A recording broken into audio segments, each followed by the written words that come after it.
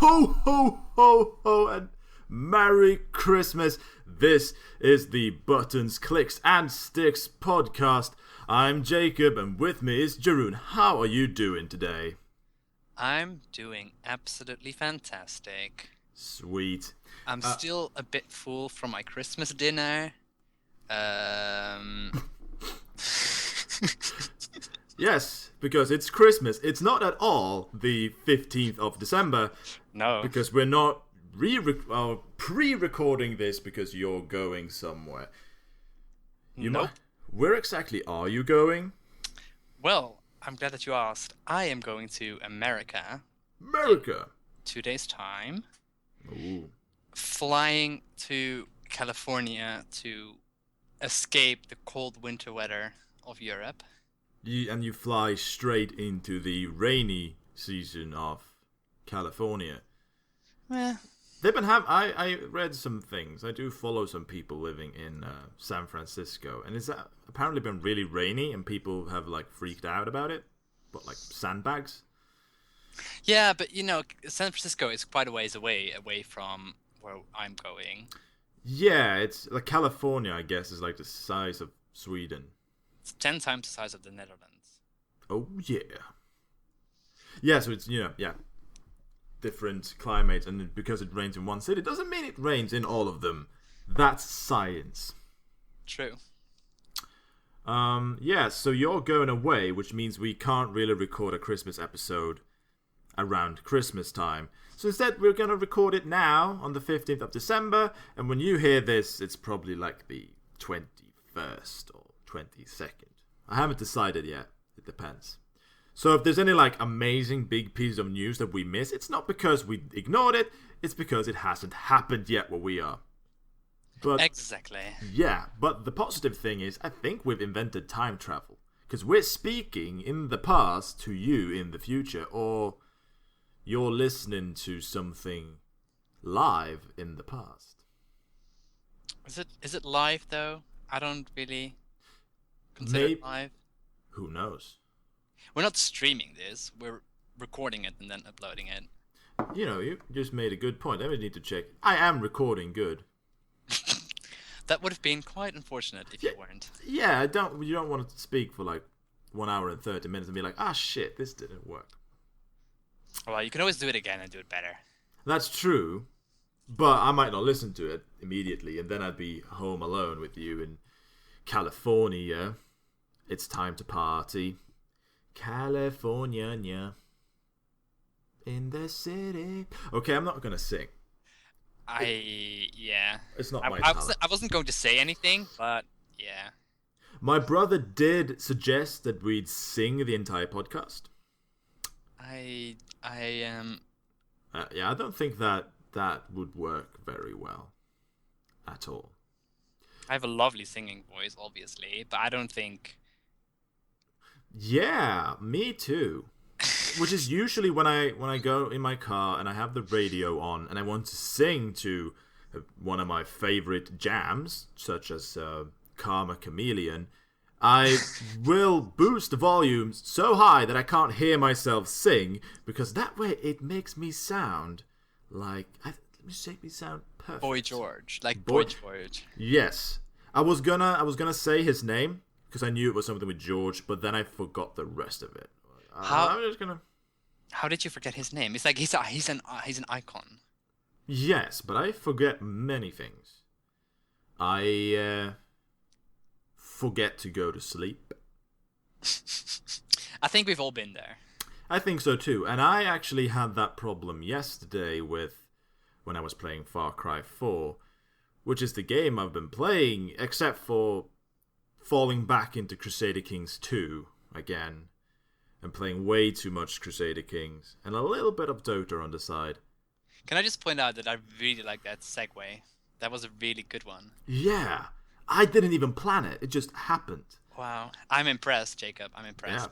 Yeah. This is why you should give us the big money. Send your money to one. No. No, so I was playing last night. I finished up with my WoW dailies. I had played like 50 years of Crusader Kings, and I was like, well, I'm just sitting around waiting to be Catholic, because I'm, pagan, and horrible. No, don't say that about pagan religions. They're not necessarily horrible. They're just misunderstood. I want to be a feudal society. I want to have primo. And I don't want to lose all my lands in inheritance because people have the option to go independent. That's why I want to be Catholic. I just think that you said a lot of words that people will not understand. I think so too. But the positive, you will understand them if you play more Crusader Kings, and Crusader Kings is an amazing game. It's definitely worth picking up if you've got some time over on holidays, because it does have a bit of a learning curve, so you need to invest at least a couple of hours, I think, to learn the game before you can enjoy it.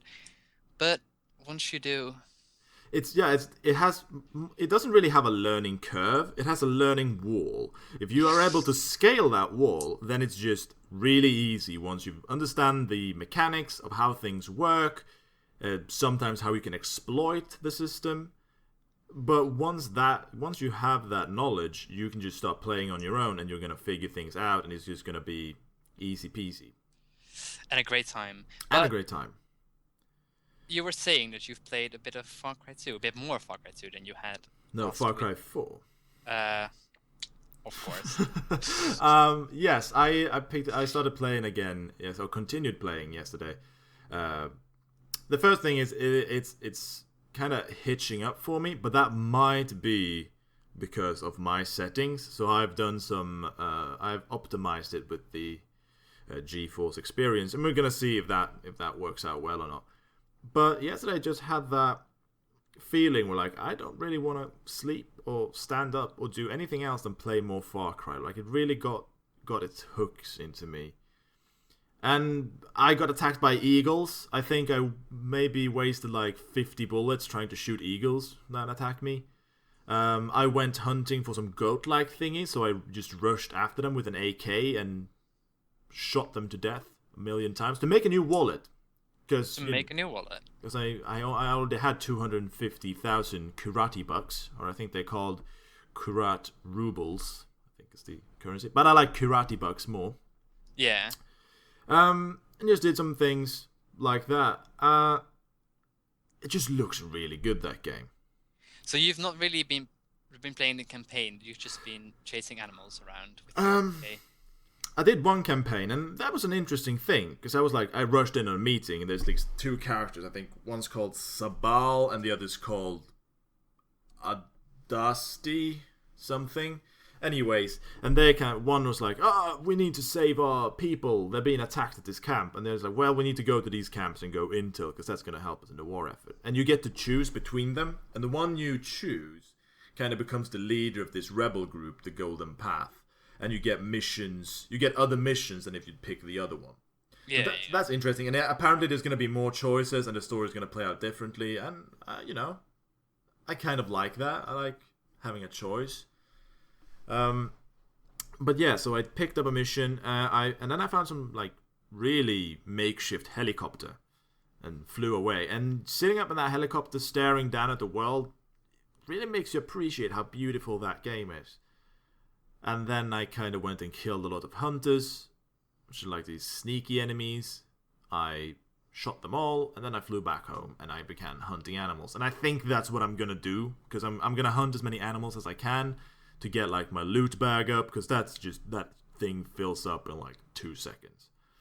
Your loot bag? Yeah, that's just where you have all the animal skins and herbs and junk. Okay. So yeah, I didn't really do...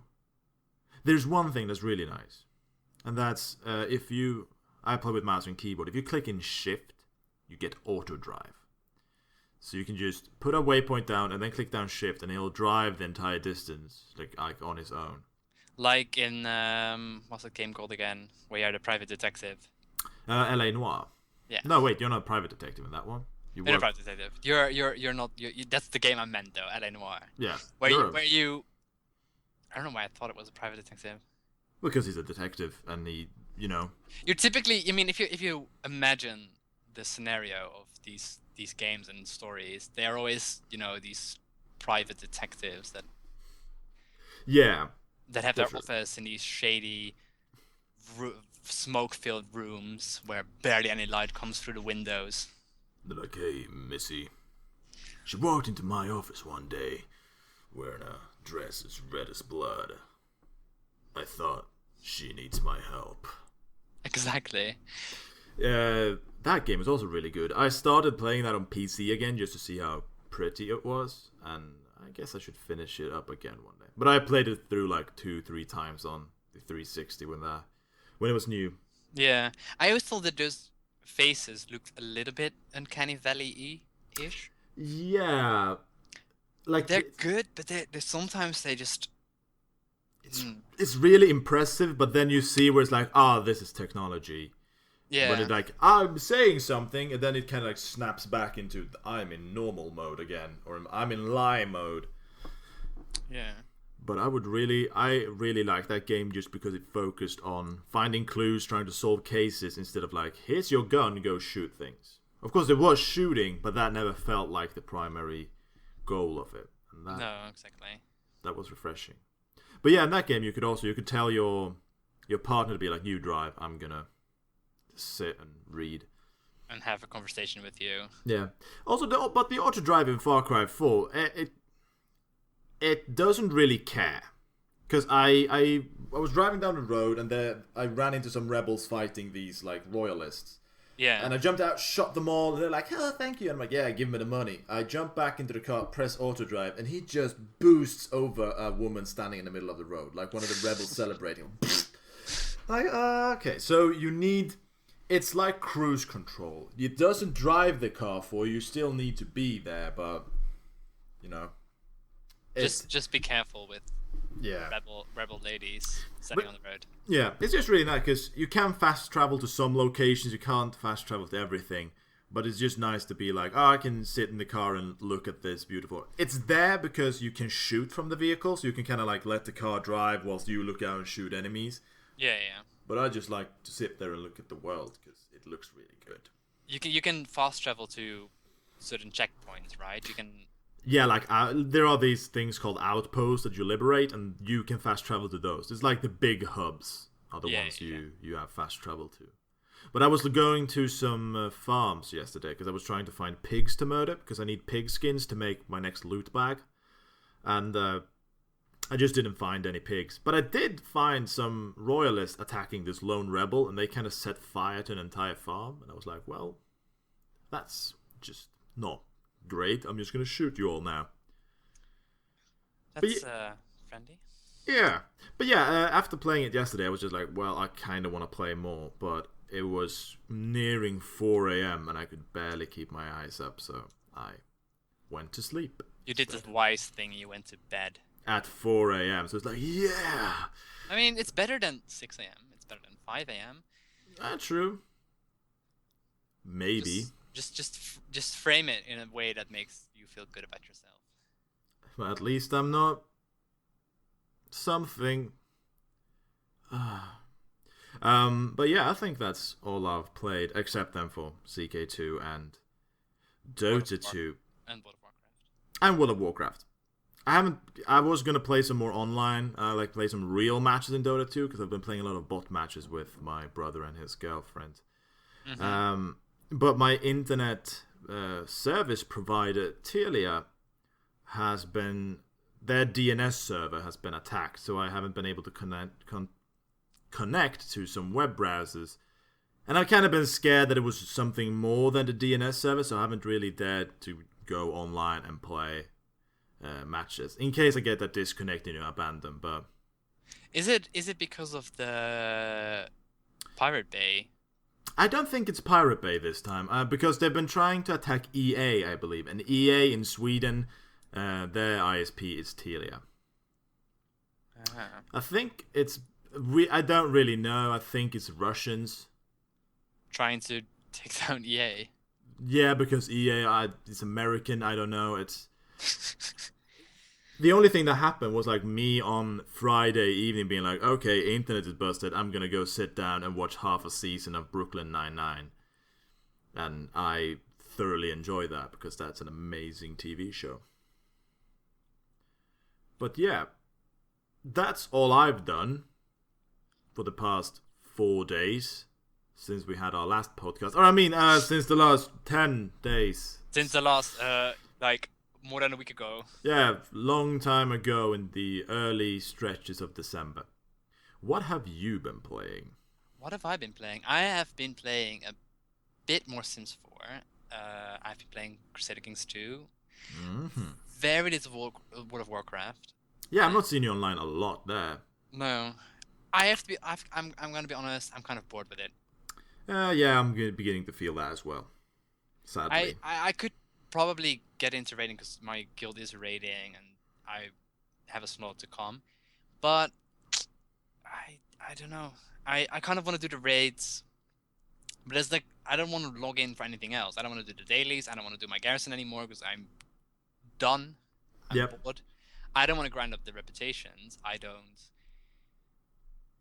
know what else to do. Like PvP. I could do PvP. I like PvP. But... I hate PvP. I know you do. So yeah, I've not really been wanting to play World of Warcraft. Yeah. Well, I absolutely understand you because I basically log in, I do my garrison daily, I clear out my mine, I clear out my herbs, I send people out on missions, and then I kind of log off. Yeah. And we've played it's been out for a month and we played it a lot that month, so it's not really weird that. Because they can't push out new content based on the people who play it constantly. They have to make sure that people who actually have jobs and can't be at the computer all the time also catch up. But yeah, I'm not really sure if I like what you're implying, but okay. I think we play a lot of games. We do play a lot of games, and we can be very dedicated to games. We can be indeed, because we have not at all put in triple or quadruple digits into games like Dota 2 or Crusader Kings. I have not done what is it like? What is 4? Quadruple. Yeah, quadruple digits into CK2. No, I'm not put that into Dota 2. Never. I could have spent all that time eating hamburgers. You could have spent all the time finding a cure for cancer, but you didn't, and that's why you're a bad person. Actually, I don't think I could have, because I don't have the necessary knowledge to do that. I'm pretty sure that in like 2,000 hours, give or take, you could learn a lot about finding cures for diseases.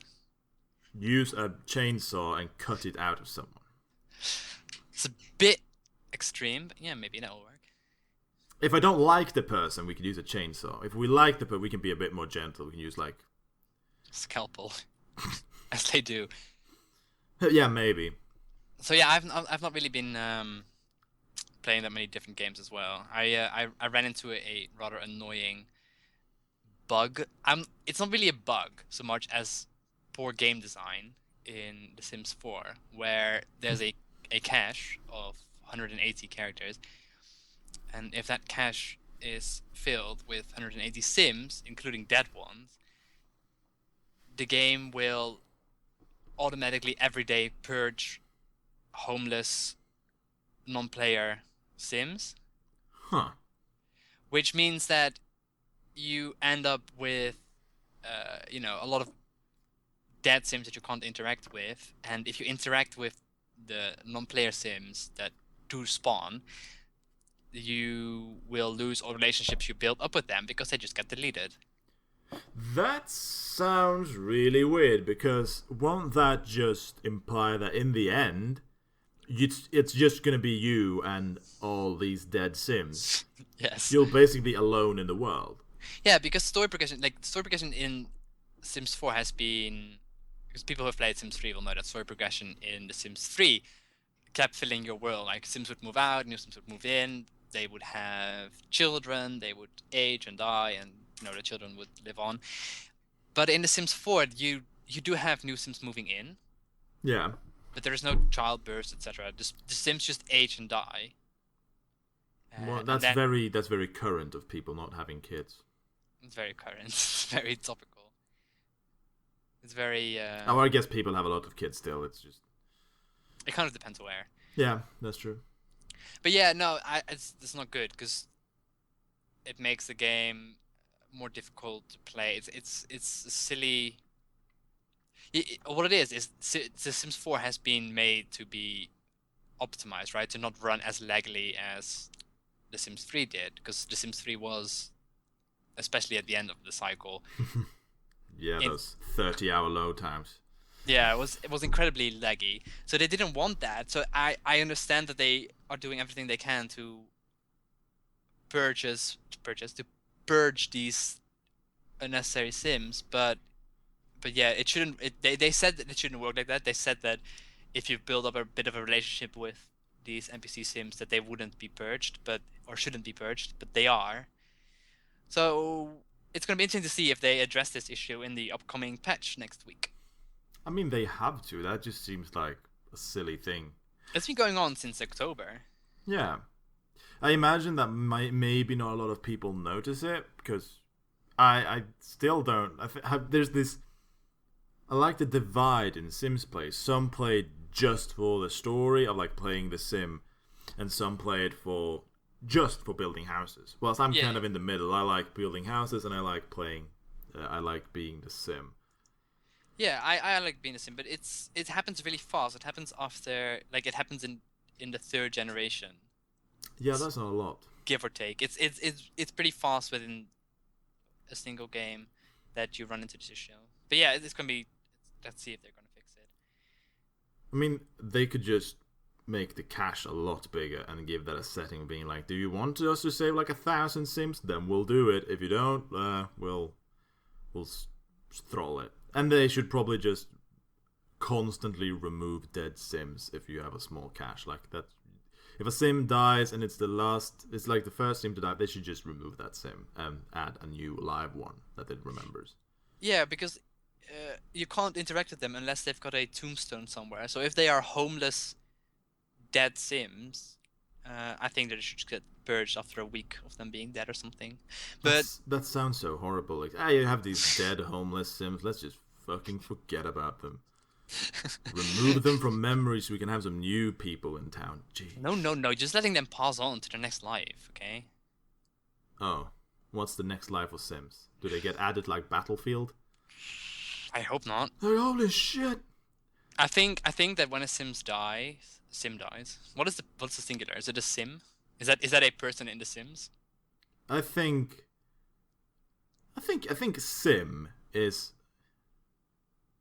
Because Sims, isn't that short for, like, simulations? Yeah, I guess. So it would be one sim, several sims. Okay, so a singular sim, when he dies, or she dies, they go to sim heaven or hell. Right? Yes. And whether they go to hell or heaven is based on their character traits, because they always have character traits, don't they? They often do, yes. Yeah, I guess you could in Sims 3. You could just really fuck up raising your kid, and they get like one trait. That's true. Like, I didn't teach him to speak, walk, or go to the bathroom. Welcome to the world. You're gonna be great. It's like, okay. Do they still get forced to go to the military after they failed school? I wouldn't know, because all my kids were raised perfectly. Of course. Because I had I would plan my life so perfectly. So I'd had, a brilliant career. I'd had several stakes in several businesses, even owned some businesses. So we could just stay at home all day and raise the kids. And that's exactly what I want from The Sims 4, but you can't do that yet. It's obviously going to be in the DLCs, because that's how it goes. Yeah, I'm still just feeling that Sims 4 just sounds really disappointing to me, and I'd just rather spend my money buying the last few expansion sets for The Sims 3 and play that. Yeah, that's probably a wise thing to do. Even though it's laggy and not that, it just seems like it seems like the Sims game I want. I'm sure people play Sims 4 and love it, but for me, it's really important that I can have sort of my storyline, and it just seems like Sims 3 had more realistic careers as well. Like, there is one Sims 4 that I'm kind of think is cool of being like esports dude, but it just seems a lot more playful and less quote unquote realistic. There are realistic careers as well, but yeah, there's definitely bit of a it's a different game, right? It's still The Sims, but it's different. Yeah. And I can't necessarily fault them for that. I don't really mind that it's maybe a little bit more um, playful, but yeah, I don't know. There's just some issues with the game still. Do you still think that they made The Sims 4 this way to make it ready for release on tablets? I get that idea a little bit. It's obviously too big for a tablet game, Yes. but I don't know. It feels weirdly impeded in some ways. It feels weirdly like overly optimized. Maybe it's because people complained a lot. I don't know how many people complain about the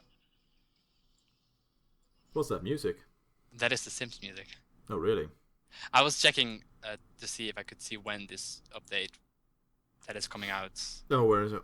Because I don't really. I imagine that The Sims 3 may have gotten a lot of complaints because most people, and this is an educated guess. Yeah. Most people who play The Sims don't really have these beastly PCs. They have something that might have been in the family for generations, or it's a pre-built computer of having like this standard graphics card, and it's basically just standard pieces kept together. It's not like us where we have like, I'm just put in this tuned graphic card and it's kind of built around being a PC made for video games.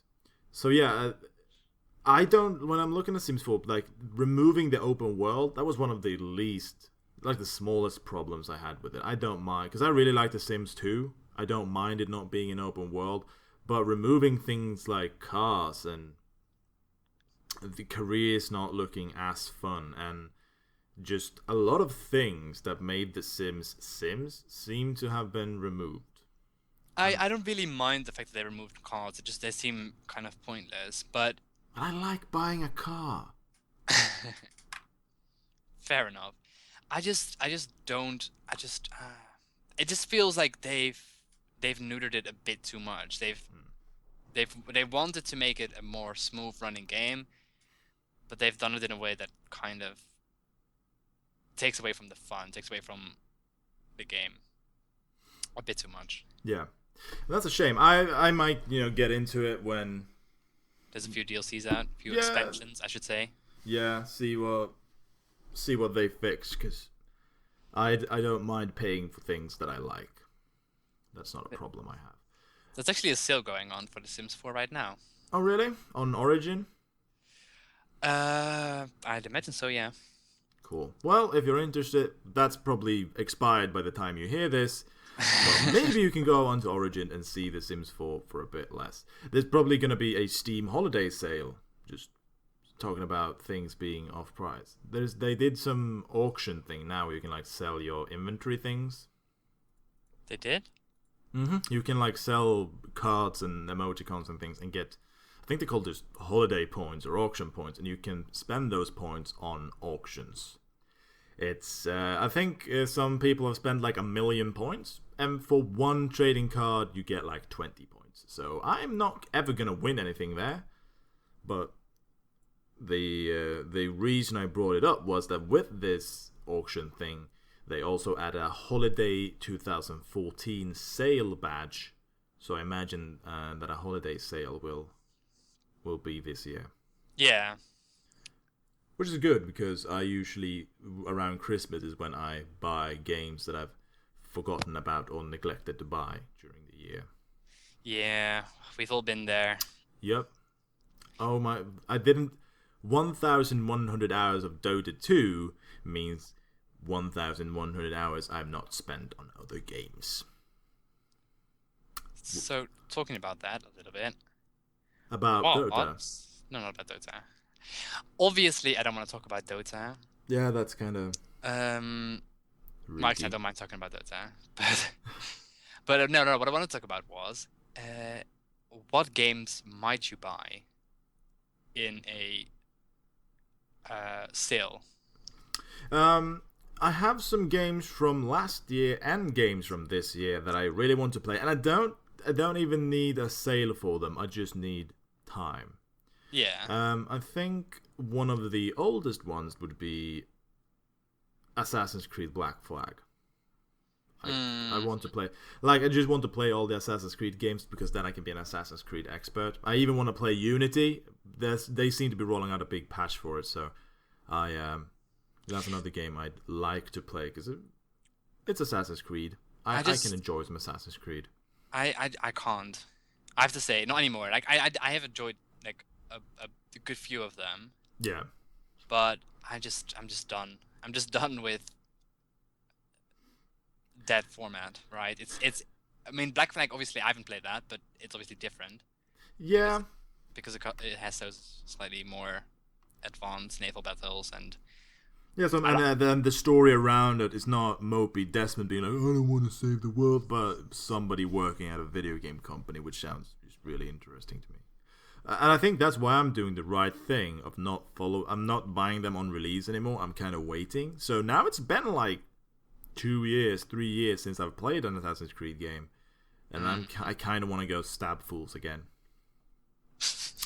But then I really wanted to play Dragon Age Inquisition. I've just heard so many good things about that.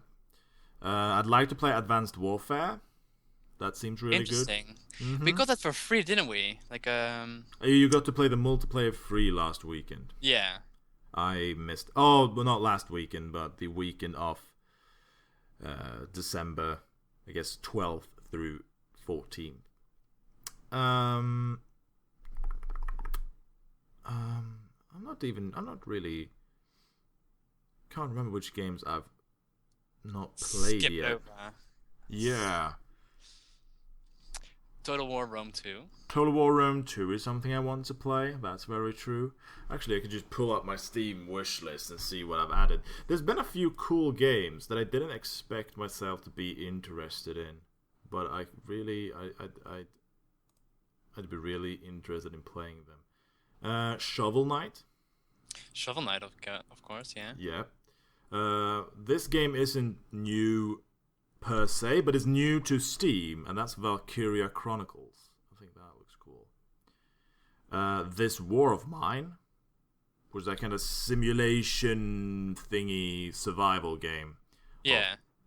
One of the developers survived the siege of Sarajevo, so it's kind of based around that, like Eastern country being attacked. I think this is from this year, but Crypt of the Necrodancer.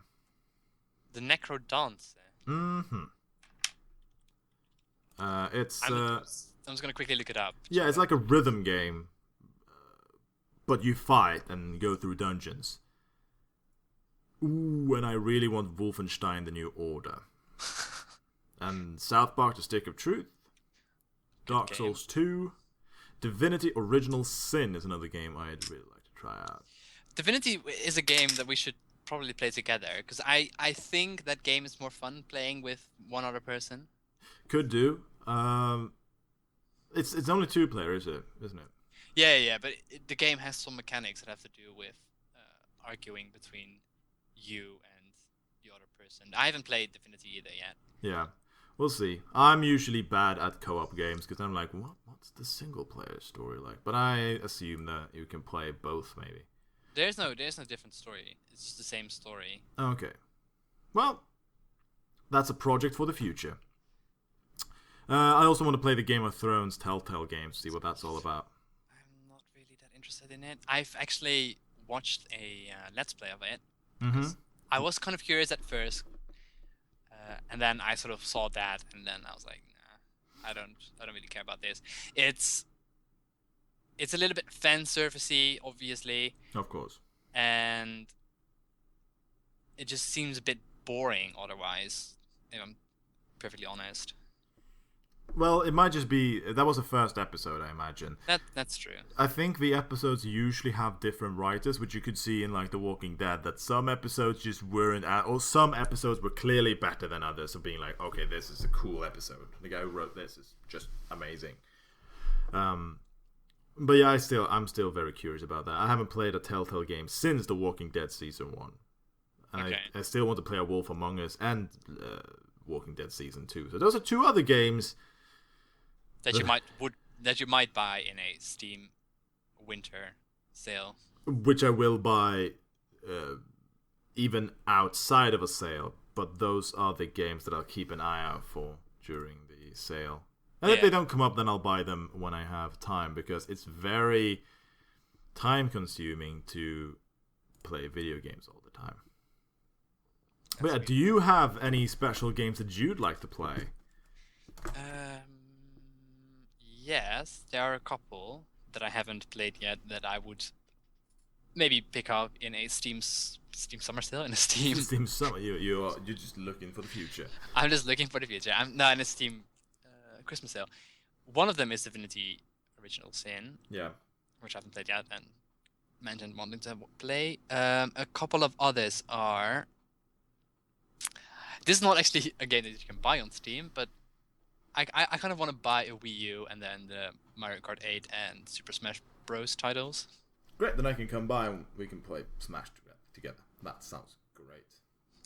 Bayonetta 2 is another Wii U title that I am sort of interested in. Yeah, that seems really, really, really good.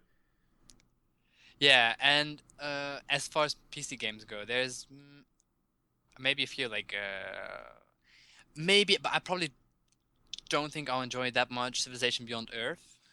Yeah, I've looked at that as well. Not entirely sure, but yeah, it's. I don't really like Civilization 5 as much as I do other strategy games. So I tend to start playing Civilization 5 and then I want to play Europe Universalis 4 or Crusader Kings 2 instead. Yeah, because you have a problem with like historical inconsistencies of like the. A little bit, yeah. I don't really like seeing. Like, and it's not because in Crusader Kings 2 and Europa Universalis, it's sort of an explainable alternate history of like being weird because you actually do that. Something actually happens of like, okay, why? Like in my current game, why is the Empire of Francia controlling Pictland? Which, for you who don't know, that's pagan old Scotland when it was Pictish and not Scottish. Yeah. Because somewhere along the line, a Carling, who held the Empire of Francia, had some kids with the mother of a Scottish king, which meant that the kid of the Scottish or Pictish king inherited the Empire of Francia and then inherited the kingdom of Pictland. Yeah. So in my game now, the Empire of Francia is basically taking over the British Isles. As, you know... The Romans did it. The Romans did it.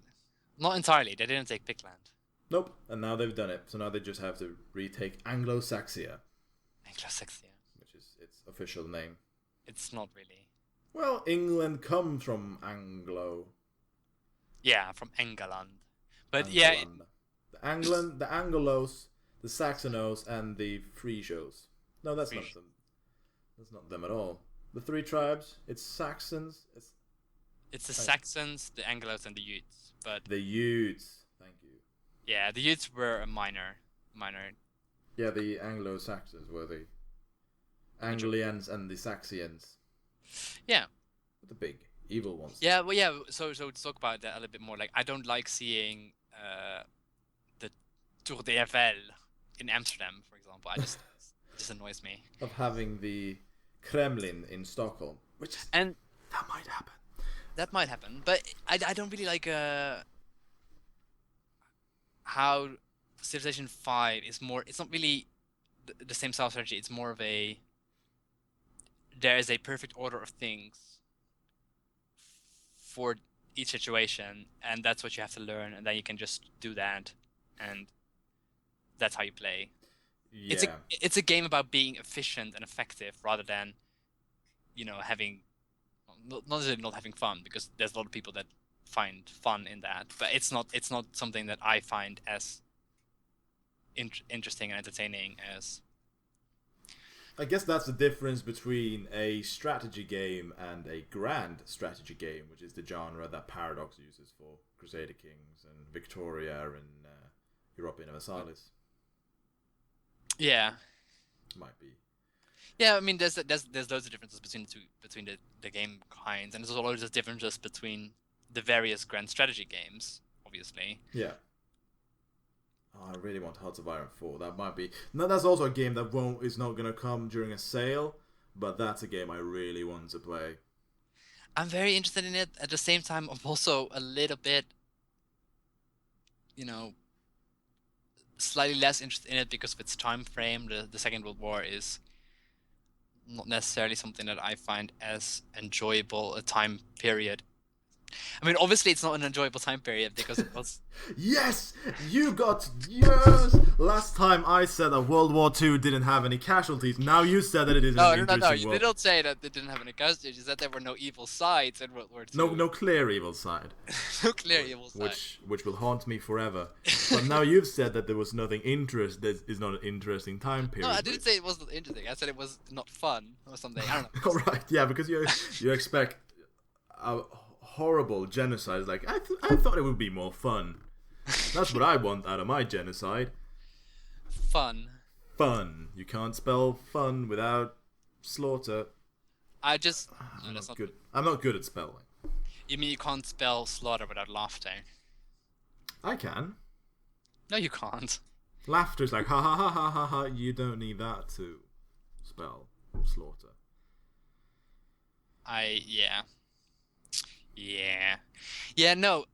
No. So yeah, 2 is not necessarily my favorite time period. Not just because of all the horrible things that happened, but also it's a bit too modern for my taste.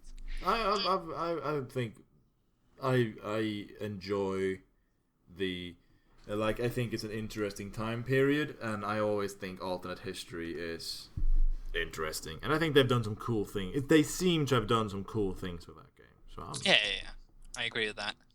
Like the thing they're gonna add, it seems like every future grand strategy game is the because if you've played any of the games, or if you haven't, you know that you have different map modes because the game is basically just one big map. And you have a terrain map mode, which shows like the trees and farmlands and snow and whatever, all of that. And then you have a diplomatic map mode, which shows just all the nations basically in different colors. So you have blue Sweden and white Norway, red Denmark, and Germany's usually some like darker grey, England's red, Scotland blue, all that. Scotland is yellow. In Europa Universalis, yes. In Crusader Kings 2, blue. Yeah. So, yes, kind of. I don't know what it is in Victoria 2. No. And not in Hearts of Iron either. I don't know either. I've seen it in Victoria 2. I just can't remember. Yeah.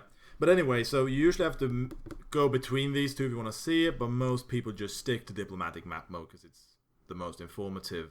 Oh, it's generally the most informative. Then you can change over to other map modes like trade or whatever when you need it. But what they've done in this engine is that if you scroll in very close to the ground, you get the terrain map mode. So you get to see the map, which actually looks kind of good in all the games. I haven't played much Victoria, but in Europa Universalis 4 and Crusader Kings 2, it's a good looking map. And when you scroll out, you get the diplomatic map mode. And I just think that's a great addition, because then you can scroll in, watch a battle, and be like, oh, cool. And when you scroll out, you get the more informative overview of things. Exactly. And that game is obviously different from the other Grand Strategy games in that it has more in-depth control over your armies and tactics. Yeah, and things happen quicker, like in Europa Universalis and Crusader Kings, and I imagine Victoria, the time goes by days, like one day all the time.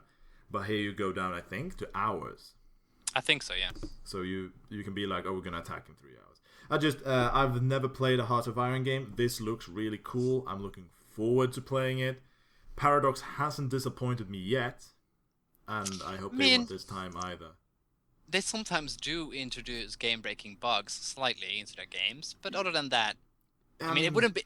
That's part of the Paradox experience. The bugs are. It's like playing a Bethesda game or anything. Like, it's rare that a game gets released today that doesn't have bugs because people release them quickly.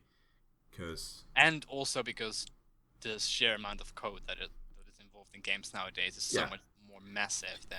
Yeah, just imagine a Bethesda game where it's like in Skyrim, you dump a sword into a forest, and that sword's gonna be there for the entire game. That's never gonna disappear.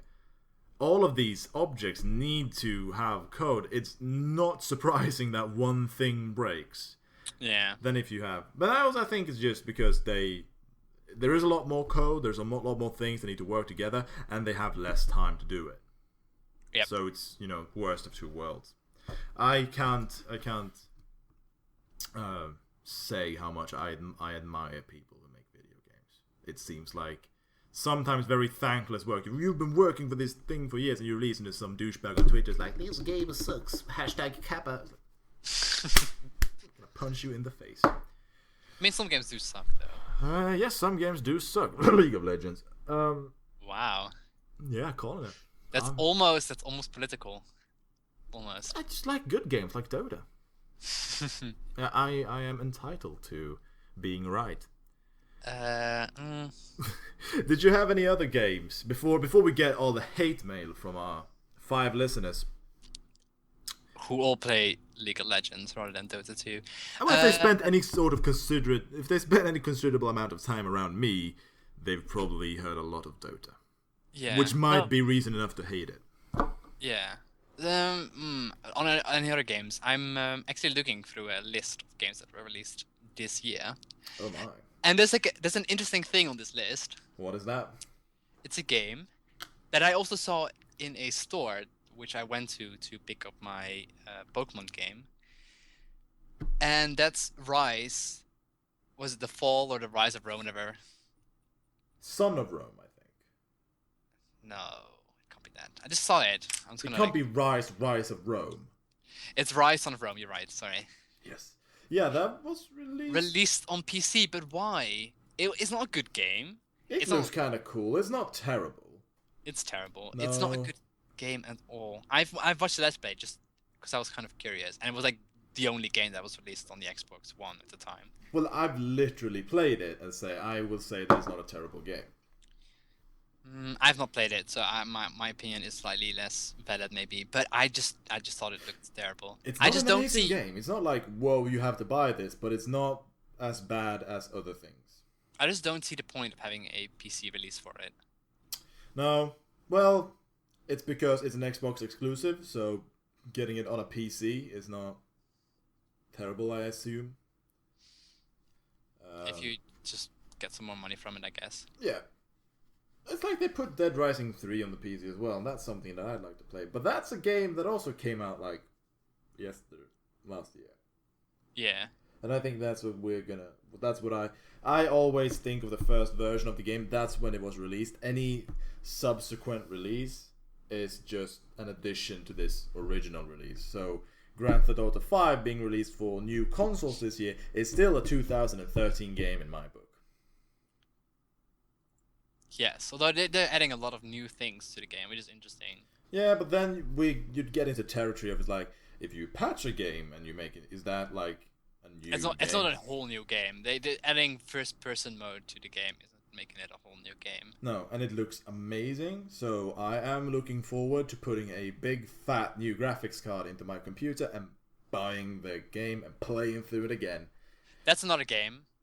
To get back to where we were talking about, yeah, that's another game I'm interested in playing because I obviously haven't played it yet because I don't own a console.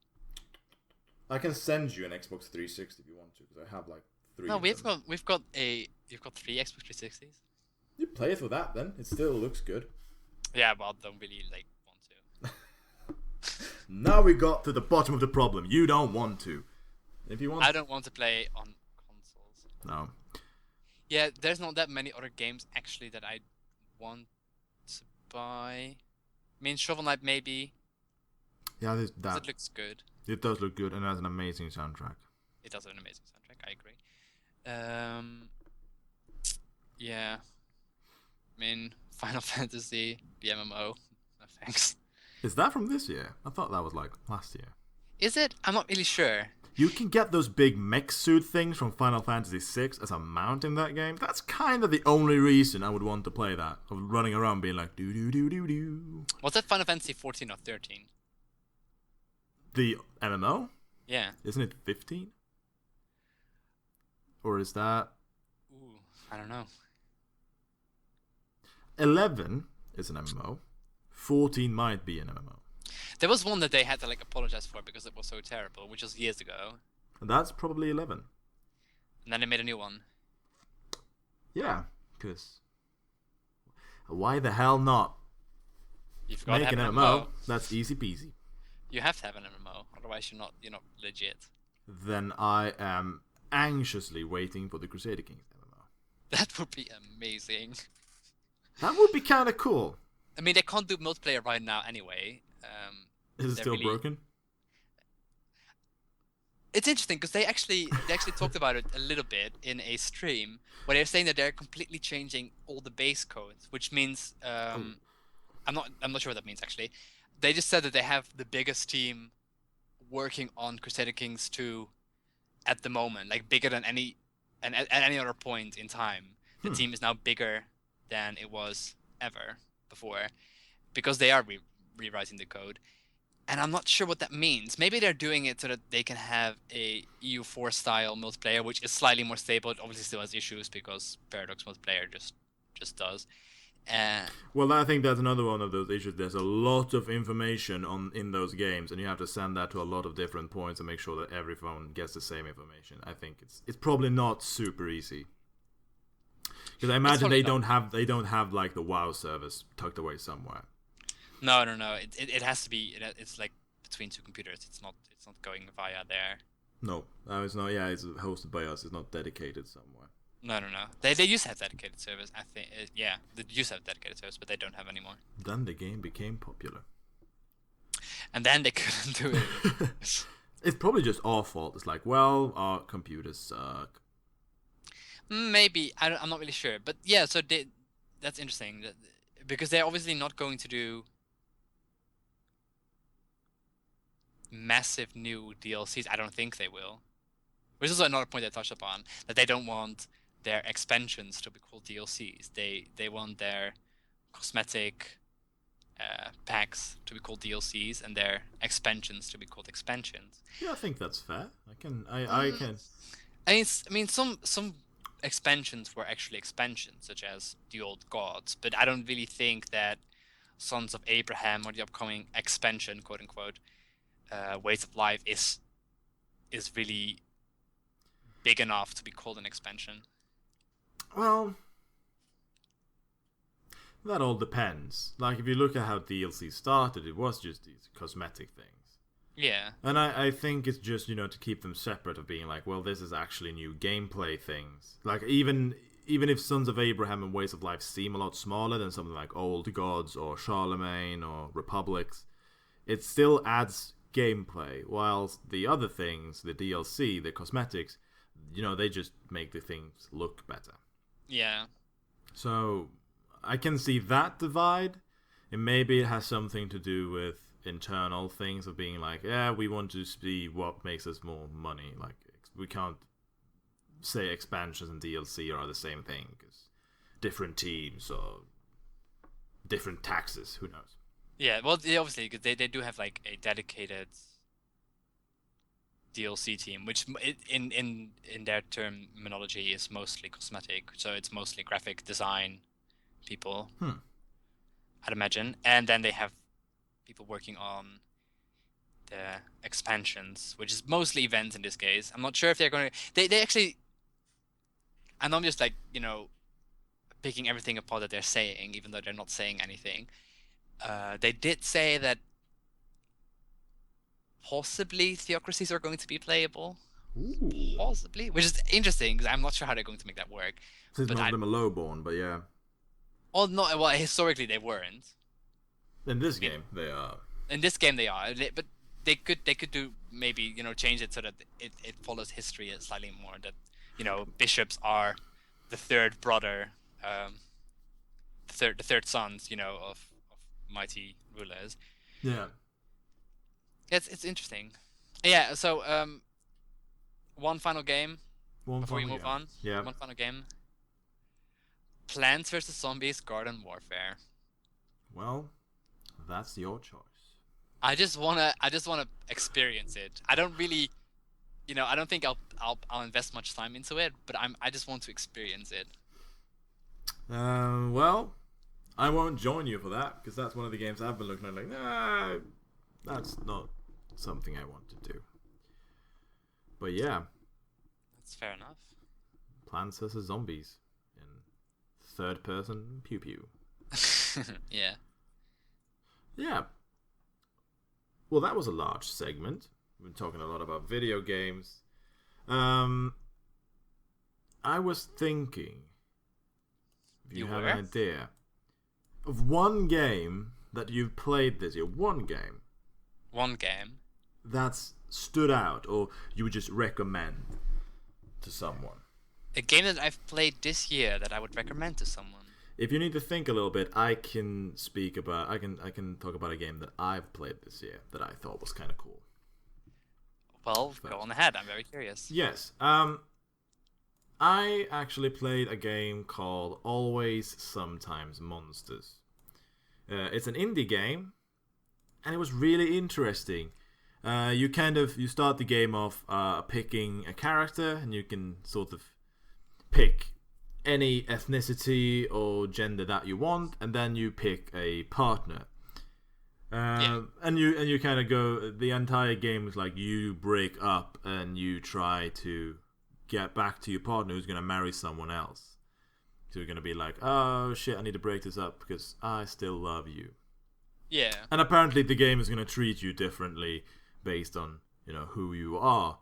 I played a white heterosexual male, so I didn't run into many issues with people. But I imagine that if you pick something else, you might get different responses, because I just kind of flew through everything. But it was really interesting because it's just not combat or anything, and it's kind of time-based because you have like a month to get to one point. I think it's America. From another, you're on a road trip to stop this wedding. Yeah. And there's just a lot of moral decisions and things. And I just thought it was really interesting for... I sometimes think that indie games are very preachy and don't have a lot of game behind it.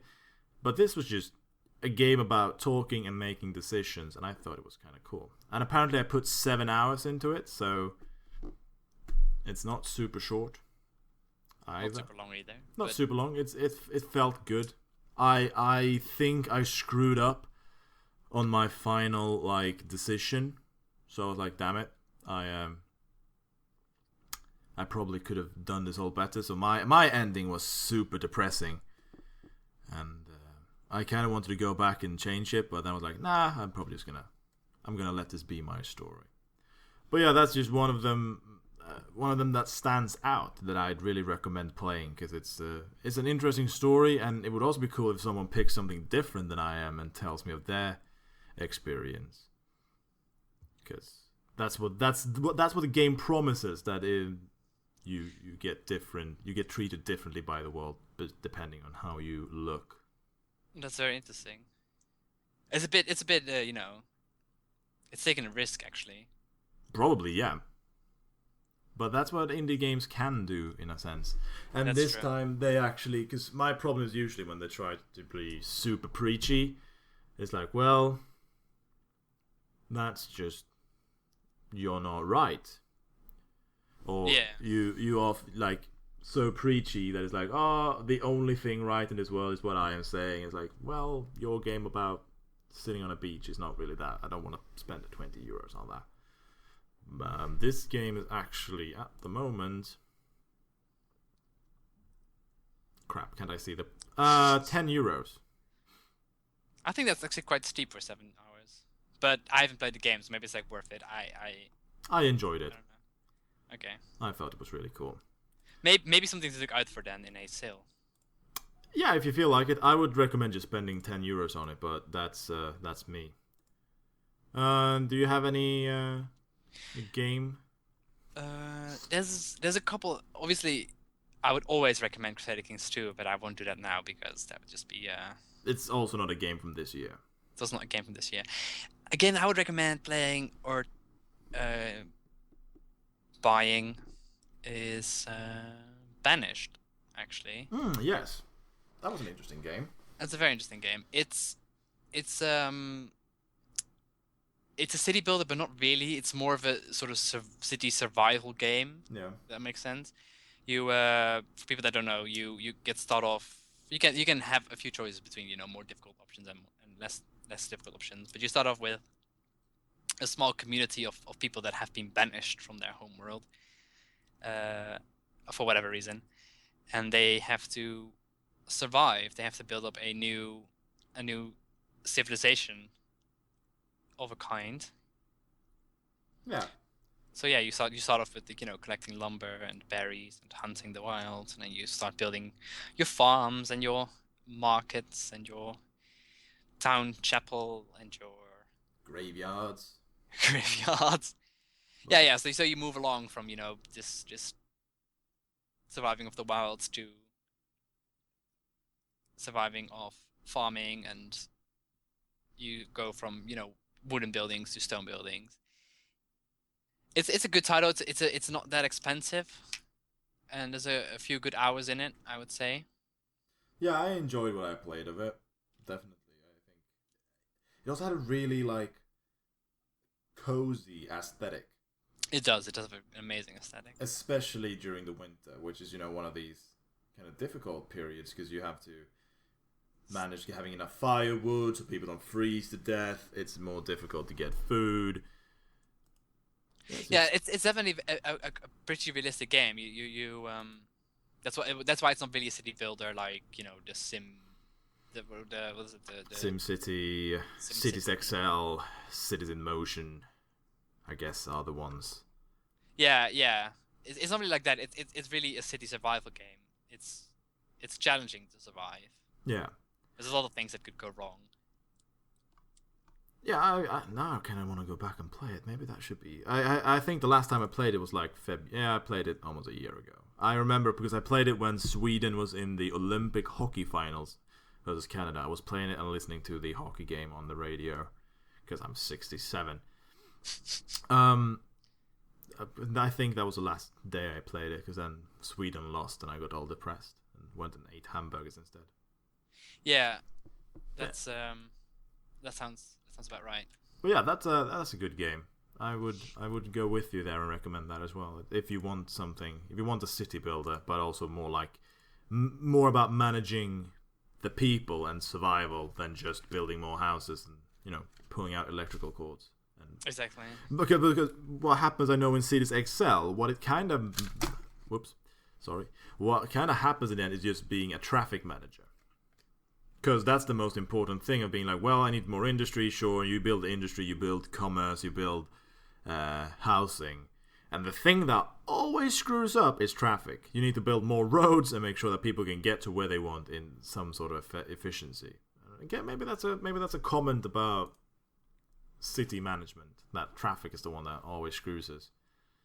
Now I kind of want to play Cities XL as well, and I want Cities in Motion. Damn it! It's kind of true for SimCity as well. Yeah. Traffic. But yeah, so this game it's a good game. It's fully moddable, so there's like a bunch of good mods for the game as well, which definitely would improve. It's a good thing, and I think it's also a good thing for small developers because that means that the game can stay alive longer without you having to do as much work. Yeah. Which might sound sleazy of being like, well, haha, you're doing my work for me, bow, but you're never forced to do anything like that. So, people are usually happy to do work like that because you might become famous. But yeah, that's our recommended games for this holiday season. Always, Sometimes, Monsters, and Banished. Sounds like my Christmas dinner. I'm just joking. That's funny. Is it? Nope. Because it's also a lie. I have a very nice time at Christmas. you and me, we picked indie games to recommend. Yeah, we did. But I do like indie games. I like good games. That's my motto. It doesn't matter how much money you spend on the game. It can be super expensive. It can be super cheap to make. As long as it's good, I'm gonna be happy and play it. Or tell other people to play it if it's a genre that doesn't fit me, like horror, because I'm very easily scared.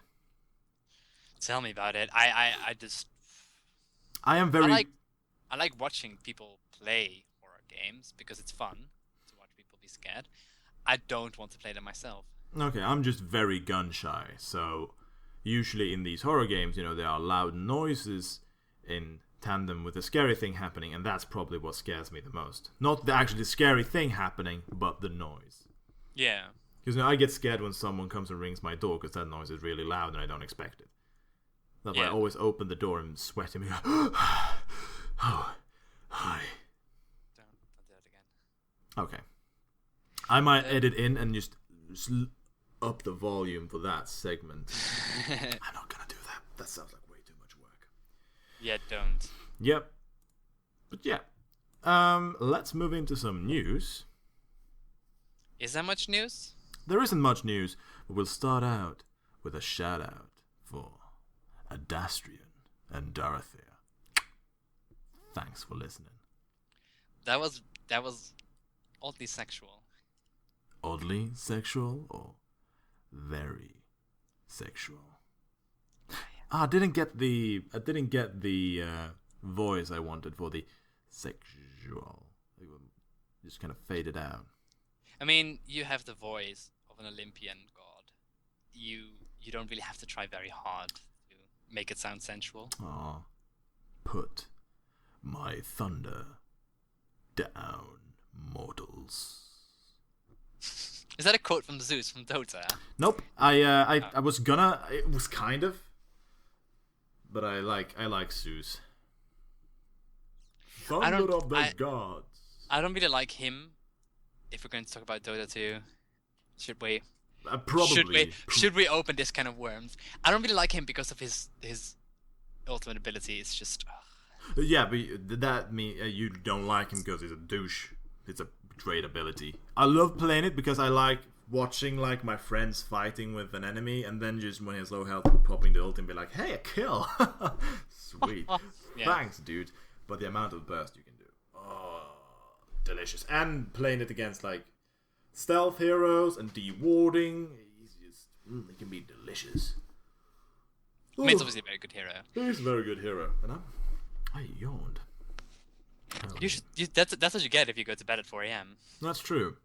Because you can't ever if you go to sleep late, you never get to be super awake. Because you wake up and then you're kind of like just feeling bad for a few hours before you go to bed again. Yeah, you just feel groggy the entire time. Which I've been doing for like several months. Let's not go into it. It might be a reason why I'm feeling sick, might be because I'm not sleeping well. Well, I'm sleeping well. I sleep for between 8 and 12 hours, which might just be too much, and at the wrong hours. Yeah. Oh. But yeah. For the news. Yeah. News of the world. Papers, Please. One of my favorite games of last year is coming to the iPad. But when that's good actually. Yeah, I think it will fit really well. Like moving the different things, and I think on an iPad is probably like the best platform for that game. Yeah. But it was gonna come with some restrictions because Apple are like, well, no nudity in the game, and there are parts of Papers, Please when you get into like after some terrorist attacks, you need to start doing full body scans of people. Yeah. And you get to see penises and vaginas and breasts and things that are way too scary for people to see. So iPad said, well, this is a porn game, so you have to remove that. But they have came out and said, okay, we kind of made a mistake. Please resubmit the game, with these new explanations, and you will be able to release it with, the nudity and also the option of like, not having to see nudity. Yeah. Yeah. So I guess that worked out well in the end. And if you haven't played Papers, Please, buy it on Steam, or if you have an iPad, buy it on there. I'm sure that version will be fine, or I hope it will be before recommending it. But yeah, Papers, Please is an amazing game. I loved it. That's good. Is there any other news? Yes. Consumer Reports. Yeah. They reported, or they made a list of the most violent games of 2014. Yeah. On place number 5 is Sunset Overdrive. I saw some minutes of that. I don't really know how violent it is, because the things you kill are like soda monsters and they like explode with orange drink. But sure. Number 4 is Assassin's Creed Unity. I guess they stab things. Number 3 is Evil Within, which I believe is that horror game, isn't it? Evil Within is a horror game. Yeah. I think, which is probably why we don't know so much about it, because we tend to avoid those games. Yeah, probably. I see some pictures like, oh, that looks scary. It looks scary. I'm gonna go away. Yeah. Number 2 is Watch Dogs, a game that I played through not long ago, and it was released last year, and is not very violent. Or like, yeah, it's you beat people up and you shoot people with it, but it's not really like... Did it get a PC release this year? Maybe. I thought maybe it did come out later on PC. I don't really remember, but it's still that game. It's the principle I talked about earlier. It was released in 2013. But yeah, is this list about PC games or just games in general? Okay. There is one part of Watch Dogs which is what kind of starts off the entire game, and is that your 6-year-old niece dies in a car crash. That might be what they think is super violent, but the rest of that game is just...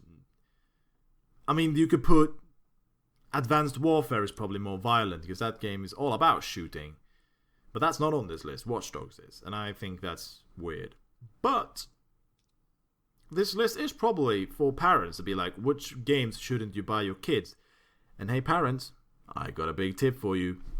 Turn the box around and look, and if it says like 18 or 16 or 12, there is a little age indicator there. If it's high, don't buy it for young kids. I tried to trick my parents into saying that Grand Theft Auto was a driving game, but they did not buy it, and neither did the... it was actually the clerks at the video game store who told my mother, like, you know that this game is from 18 years old? I actually have a little bit of a thing about this, which is they're not. I think they might have actually changed it not that long ago, but they used to not be legally binding, so you could, as a 16-year-old, buy an 18+ game in the Netherlands because it was not a restriction as such, right? It wasn't saying there was not like alcohol or cigarettes or... Exactly, yeah. It wasn't like that. It was, you could just buy that video game even if it said 18 years or older, because it was like more of a recommendation rather than legally binding. We had one thing. It was for movies, but that was also not like legally. But they could say like, "Oh, you're not 15, you can't," because we had, I think, age 7, age 11, age 15 for movies. Yeah. Or in cinemas, and they could turn you away if you're like, "Oh, well, you're not 15, so you can't see this movie." Yeah. And I can't remember, but I think we made some changes. Because, it wasn't legally binding either. It's just a recommendation. But I think they may have added something like that game stores actually can say, no, we're not going to sell this to you. You're not old enough. And have that right to, like, say, no, you can't buy it. Yeah. I think that may have happened. I do remember once that I went to a Saw movie. It was probably Saw 4, maybe Saw 5. There's so many Saw movies. They're like 18 million. Yeah. So we went to one, and we were all 16, which was the age you had to be allowed in. Yeah. And there were these other kids kids. I say kids. They were 15 and they were sent away. They weren't allowed in. Haha. Did you laugh at them? Nah, it wasn't that mean. But so for movies, they can refuse you access if you are not old enough. Yeah. But finishing off this list, the most violent game is Grand Theft Auto 5, which is also a game released last year. But I can agree with them. It's an incredibly violent game, and I would not let. If I had kids, I would not let them play Grand Theft Auto 5. It's strange because you as well, you've played Grand Theft Auto 2. Yes, but you can't compare the violence of Grand Theft Auto 2 to Grand Theft Auto 5. And I know you want to play it, so I'm not going to say what's so incredibly violent about GTA 5, but there's the difference between the games is, why are you doing this? In, a top-down GTA, 1, 2, and even 3 to some extent, but that did bring in more story of like having an MO. But they were mostly, it's a gang war, you're going to shoot people. There's a lot more psychology and just, generally terrible people doing terrible things in the 3D GTAs. Yeah, that's true. And there is one scene in particular in GTA 5, which I think is one reason for it being super violent. And I'm not going to say what that is. You'll have to experience that on your own. And I will at some point. Yep. But they also had a top 5 video games for kids. I'm very curious to hear this top 5. Top 5 is on... Number 5 is Little Big Planet 3. Which makes sense. Yep, but I bet you can find some pretty gnarly stuff on the internet, but I guess they can't really rate that. Don't go into Penis World. But that's like the parents, I think that's the responsibility of the parents to either say to their children they can't go online or to monitor them doing it. Yep.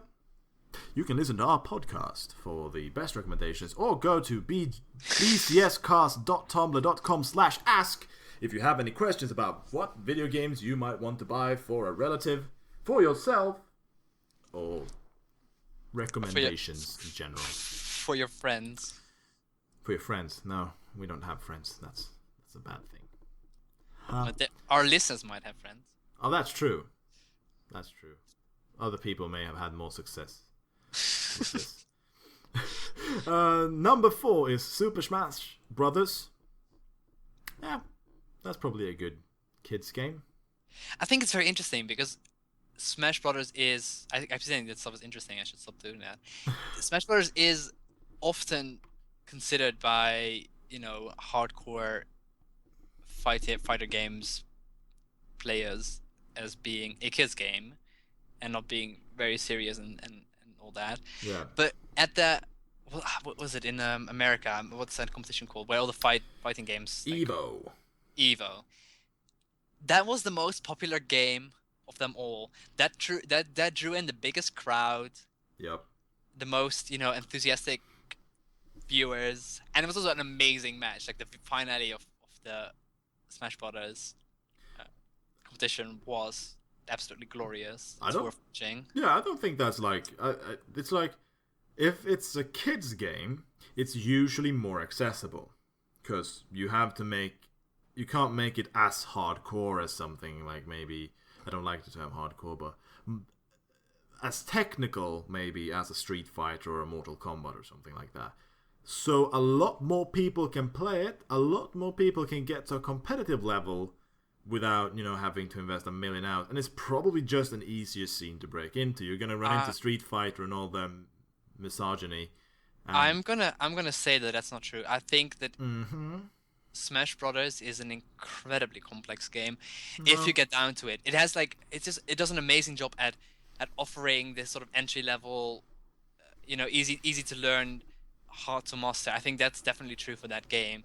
The hitboxes and the knowledge that you need about all the characters in the game. Yeah, well, that's basically what I mean. It's an easier game to get into, which means that a lot more people will play it and kind of have an idea of what is going on. Yeah, that's true. Yeah. And it's obviously not it's not gory at all. That's why it's a kid game. Yeah. Why it could be classified as a kid's game. number 3 on this list is Pokemon Alpha Sapphire Omega Ruby. You, as the resident Pokemon expert, would you say that this is a fair pick for number 3?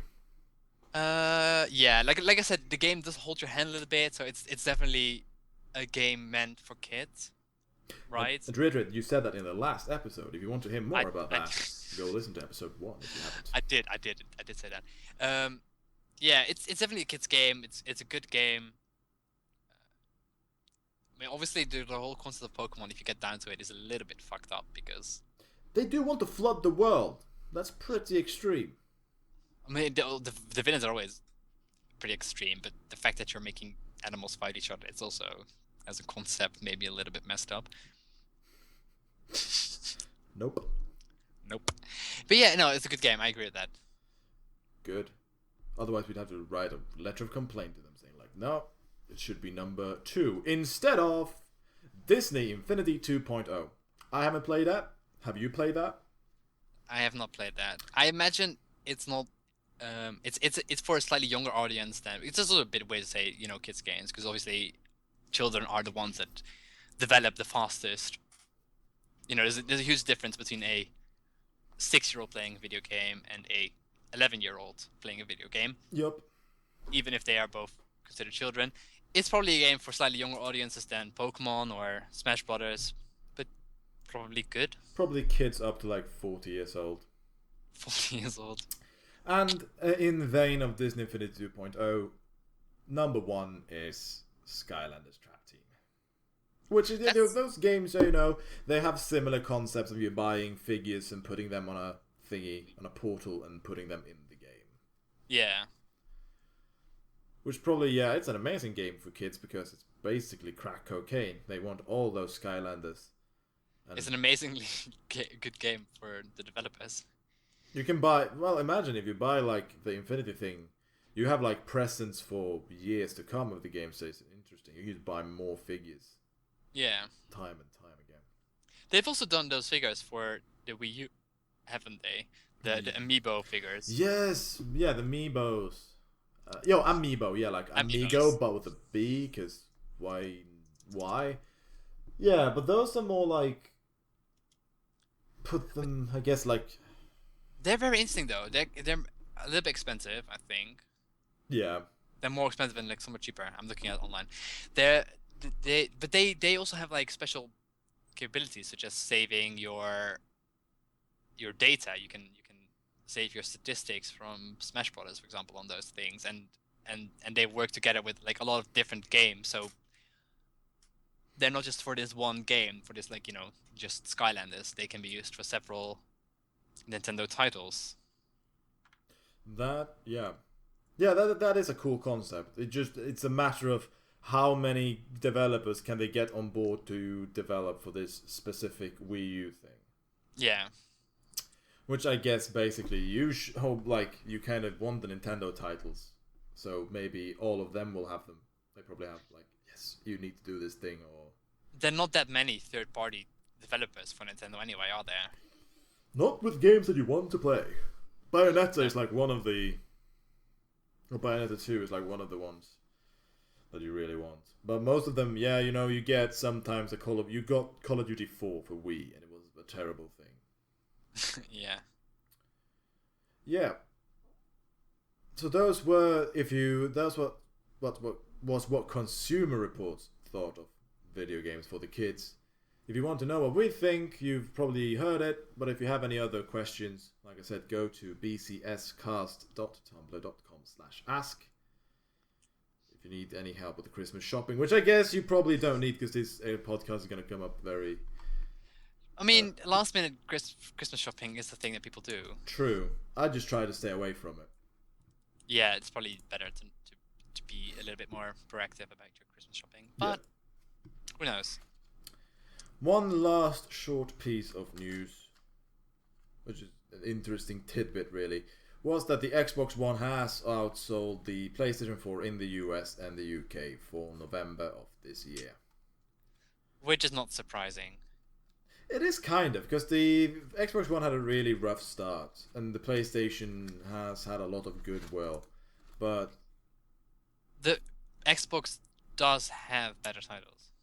It does. I am very glad that I did not buy a PlayStation 4 because most of those games I've already played on the PC anyway. But really, just the games that they give you for PlayStation Plus is just these old indie games that have been on the PC and Steam for years or months. So I just feel that that's a console that's probably gonna have great games in the future. But right now it's like, nah. There's actually a bit of news that just came in. Okay. About the PS4. What's that? The total worth of PlayStation Plus games in 2014 is 1,200 euros. That's not a lot. It's not a lot. You pay 14.99. Oh, you mean for PlayStation Plus? Yeah, so you get 1,200 euros worth of games if you pay the 49.99. But that's not just a PS4, I imagine. That's for PS Vita and PS3 as well. I do not know. Because PS3 games are usually the big ones. For the PlayStation 4 has been like indie titles. Whilst I mean, there's a few good titles, but they're like old titles. Obviously, the Borderlands 2, which is not necessarily very old title. That's the PlayStation. That's PlayStation 3. That's what they're giving that out of. Because I have had PlayStation Plus for some time now. It's actually going to run out, I guess. It doesn't really matter. It's good when you're too lazy to turn on a console to get free games. You know, you become very decadent then. Yeah.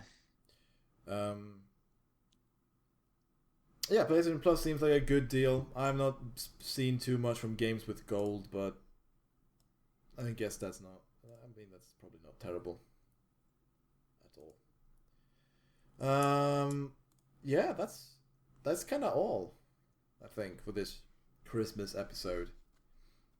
I don't have anything else really to say. I mean, maybe one thing. One thing?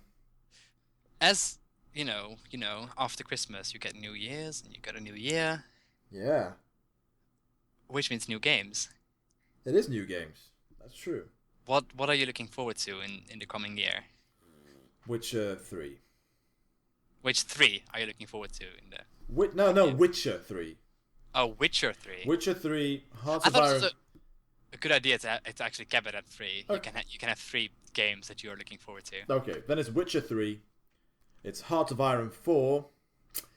Mm-hmm. And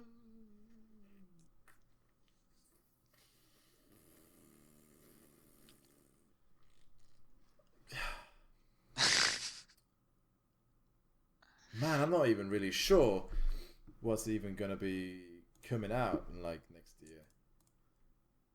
I don't know either. Need a third one. Yeah, that's the rules now. You have to, or you're gonna get punched in the face. There's actually Metal Gear Solid 5. Good choice. There's actually a Wikipedia page for the 2015 games that are supposed to come out. What are your 3 then? My 3 would be Witcher 3. Yeah. Stonehearth. All right. Yeah. If that comes out in 2015, because we're not sure. But I think it will at the end of it. And the last game is going to be... I'm going to say Total War Attila. Isn't that a DLC? No, that's not DLC. That's a new game. Ooh. I just hope... Because obviously the Total War Rome 2 game had a lot of issues at the start where it wasn't fantastic. And they've done a lot with... patching and free content to make it a much better game.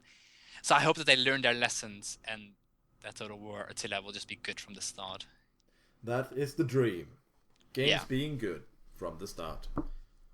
Yeah, and I suppose Grand Theft Auto 5, but I don't want to annoy you by saying that I'm looking forward to that in the new year because it's obviously a release title. Yeah, by then it's been out for 2 years. So. Oh, there's another game that I'm seeing here. I'm not allowed to say more, am I? Nope. Well, you'll never know then. Nope. And if you have to follow Jeroen on Twitter. Yes, follow me on Twitter. My Twitter is should I make a Twitter while we're on the podcast? Well, you do that, and I'm gonna say some of the scheduling because you're on vacation until the 31st of December. This episode Yes. will go up sometime before Christmas, so the 21st, 22nd, somewhere along those lines. Which means there won't be a new episode until somewhere in early January, because you need to come home, and I'm not going to sit here and talk by myself. Yeah. However, there might be more. I might do some live streams during Christmas. There might be some things like that without you. And you can find information about these. Where you can find them will be, I think, in the top left-hand side of our website, which is bcscast.tumblr.com. It should be about us. I'll add some links there where you can find me and Jeroen on the internet. At the bottom, there should be archives and RSS, and in the middle of that should be send us questions. Click that if you want to have any questions brought up during the podcast, and we'll sort of address them during when we're here talking. You can ask us anything. It doesn't need to be video game related. It could be about anything. Have you made your Twitter yet? No, I haven't. I might not make Twitter. Okay, we'll see. If you click on About Us and there's no Twitter there, you know that Jeroen did not make one. But at least you'll have mine, which is at Birchman with 2 N's. And that's kind of what all my things are. It's twitch.tv/Birchman. It's instagram.com/Birchman. It's very easy to keep track of. Instagram/Birchman for your high quality pictures of burgers. Hamburgers, I might, because I'm gonna make fish and chips today. Which, Yeah, don't. That's maybe if it looks really good, maybe, but that's not really Instagram worthy, is it? I put up some things. I try to make things look delicious. I think I might make for a while ago, make like a topic about cooking, so we kind of share cooking recipes with each other, get inspired. Who? Oh, you and our viewers, or your friends on Instagram. No, I'm thinking me and Nature's Grass, basically. Yeah. Have some good cooks there. But yeah, that's all we have for this episode. I hope you all have a fantastic Christmas, or fantastic Hanukkah, or just a fantastic winter, and a really good New Year's celebration. We'll see you in the new year, in January of 2015. We'll be making episode 3 of the BCS Cast. That's BCS Cast, buttons, clicks, and sticks. You got the name right. All the components of video games. You have buttons, you click on things, and you have sticks. That was me destroying a pen. I'll have to repair that as soon as I stop recording this podcast. I hope you have a fantastic time in California. Thank you. And I will, probably. Yeah. I will already have had an amazing time, and will continue to do so as soon as you're listening to this. He's having sunny weather and amazingness. I'll probably be sitting here in rainy Sweden because, I didn't spend all that money on studded tires and a 4-wheel drive car to have snow. I mean, it does also help with the rain, doesn't it? Not really. Doesn't it? I guess if you're hydroplaning on one side of the car and you still can, have traction with some of the wheels, that's good, but yeah, rain isn't, it might help a little bit with, if it kind of freezes, but I want snow. At least for at least for Christmas, at least for New Year's, that's when I want the snow. It doesn't need to be I don't need a snow in January, I don't need a snow in February, I just want some snow for Christmas. I think that's a fair wish. Thank you. But yeah, we'll see you all in January. I hope you've enjoyed this episode of Buttons, Clicks, and Sticks.